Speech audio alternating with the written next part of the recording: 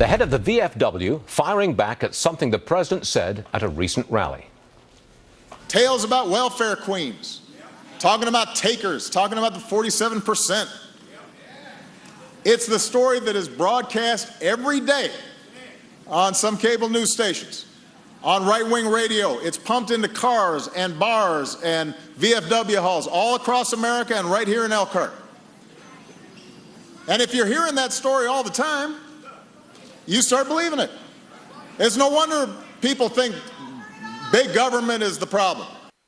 Well, that has prompted this response from the VFW's national commander. Quote, "We don't have confused politics. We don't need left or right-wing media filters telling us how to think or vote.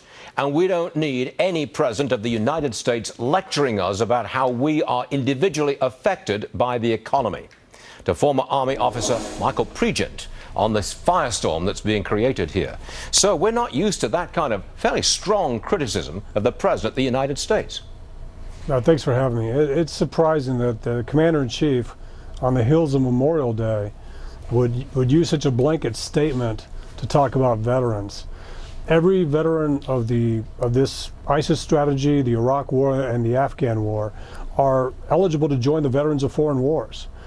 And we didn't get suckered into joining the military. It seems a little bit elitist. It seems as though the president believes a lot of veterans were suckered into joining the military and fighting in so-called unjust wars. And now, because of that, they somehow can be misled by news reports that counter what the president's doing. That's what he's saying, Michael. He's essentially saying that propaganda is, right. That's the wrong word to use perhaps, but misinformation, shall we put it like that, is being piped into VFW halls where you all sit around and listen. Is that true? Well, it's not very. I don't even know what to say to that. I mean, we don't sit around and just listen for somebody to tell us how to think. We've got to remember this is an all-volunteer force. Every veteran, especially those that volunteered after 9/11, volunteered knowing they were going into harm's way. These are calculated decisions by great Americans to join the military and to join the Veterans of Foreign Wars. And to have a Commander-in-Chief just issue a blanket statement that we just sit around and drink beer in VFW halls and listen to Rush Limbaugh and other right-wing programs and watch Fox News, and that's where we get our politics from. It's insulting. How would and a you Commander-in-Chief should know better. I've been in America for 40 years, and I've seen the morale of veterans and their treatment swing with the times. I mean, back when they weren't treated very well. Now I think veterans are treated well, generally speaking. You're held in high regard by most people. What's morale like amongst veterans in this administration?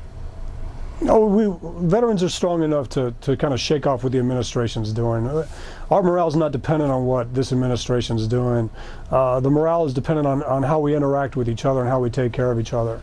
Of course, we do like when we hear the administration looking at the VA and other things, but more importantly, we also want Commander-in-Chief and candidates to be Commander-in-Chief to know what they're doing when they actually put future veterans in harm's way when it comes to ISIS and other things like that.